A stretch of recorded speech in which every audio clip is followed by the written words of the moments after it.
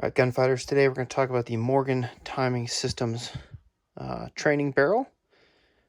This will be a couple of videos strung together, but for the first part. So it comes in this tube. It's pretty slick. All right, so this is for my Glock 19. So you can see it's got a plug in it, so you can use it as just a standard training barrel, not having to worry about it.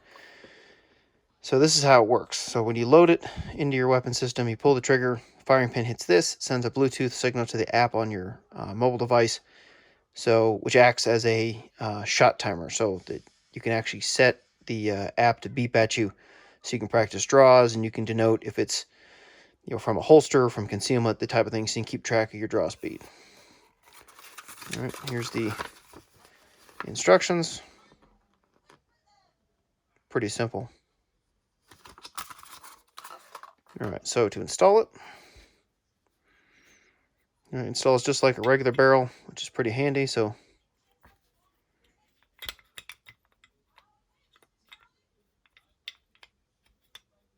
there you go. That was all me, not the barrel. There we go. So again, if you're using it just as a standard training barrel, it's pretty obvious that it's not real. This is where you plug it in to charge it. It doesn't take very long to charge, but if you're between, if you're not training every single day, definitely probably charge it before you want to train. If you are training every day, you probably need to charge it. All right, so this is on my Shadow Systems MR918. Now, it is very snug, and I think that's because the Shadow Systems has tighter tolerance than a standard Glock, so you have to pull it a little tighter, but then that's it. So since I'm filming it on my phone, we can't demo the app, but I'll show you that in a later section of the video, but that's it. So there it fits. So I've used this a little bit on my iPhone 11 Max Pro. The beep is kind of quiet, so I have to wear a headphone with it so I can hear it, especially if there's other noise around. But it's pretty handy. So you hear the beep, pull your gun, pull the trigger. So it's a great way to do shot timing, especially if you have a shot timer and it doesn't pick up the sound of your trigger pull, like if you have a standard shot timer. So this is not a half bad way to do it.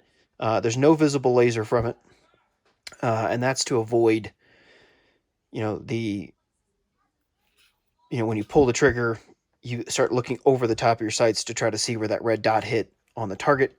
So this is less about that. You still are responsible for utilizing your fundamentals and making sure that your targets your sights are where they're supposed to be when you pull the trigger. But this way you can see how fast you are on the draw. One of the videos, the owner, who's a former 1st Ranger Battalion guy, he does it. He's in his car doing it, practicing drawing it from a seated position in his driver's seat, shooting out the driver's window.